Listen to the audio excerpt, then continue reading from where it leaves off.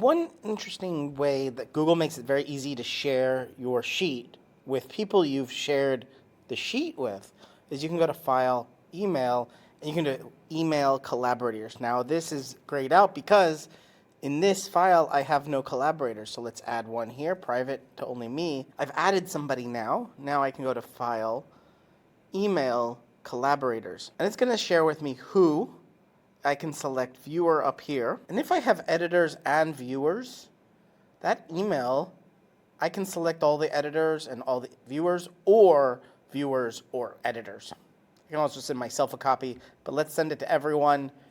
Hi, let's send. And this is what the email looks like. It has that message front and center and a link to that exact sheet. So very easy to do, to email to only collaborators. I like this function. I like this ability to just email my collaborators in File, Email here, or email a file to anyone.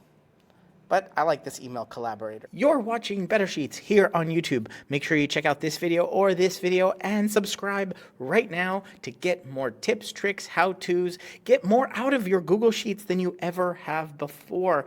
I'm excited to be making a ton more videos here. Ask me questions down in the comments and I will answer them in future videos. But for right now, right here, one of these videos is going to be your next Google Sheet.